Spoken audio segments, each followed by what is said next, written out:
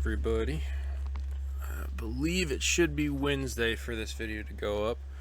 It's Sunday evening for me because I'm going to do all these recordings ahead of time so I can get them up through all of Christmas, almost to the New Year.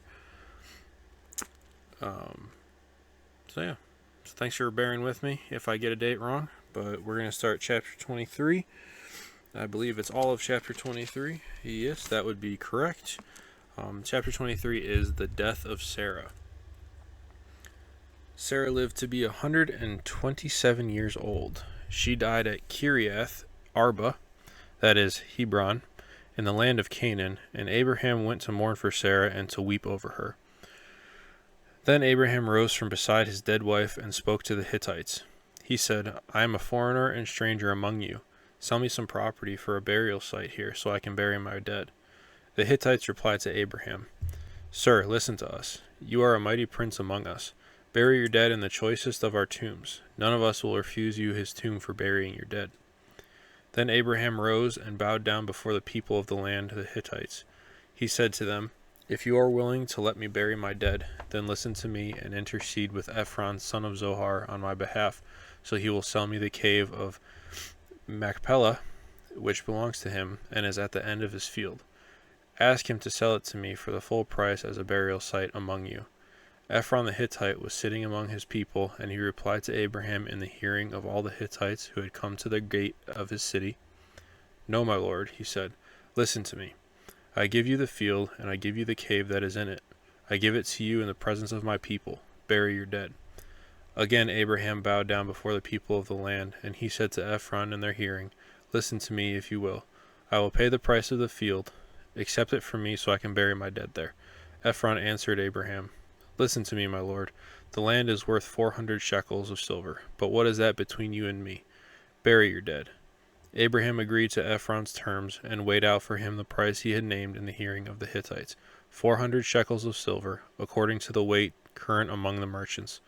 So Ephron's field in Machpelah, near Mamre, both the field and the cave in it, and all the trees within the borders of the field, was deeded to Abraham as his property in the presence of all the Hittites who had come to the gate of the city. Afterward, Abraham buried his wife Sarah in the cave in the field of Machpelah, near Mamre, which is at Hebron, in the land of Canaan.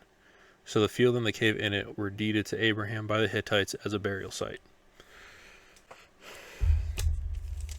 It's kind of funny how it's labeled the death of Sarah when it says that she lived to be 127 years old. So she was Isaac was 27 or 28, 27 maybe, when she passed away.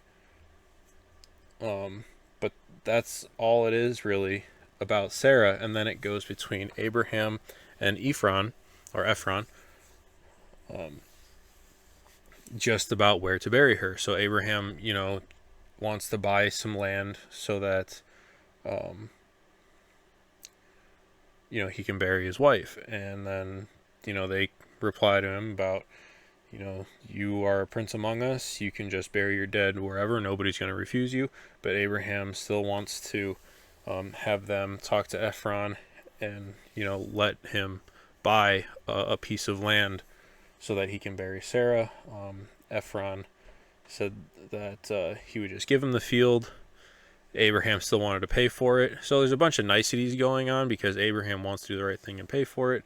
But Ephron kept saying, you are a prince among us, and, called him Lord and everything. So I think that it's a lot of niceties. There's a lot of respect being shown.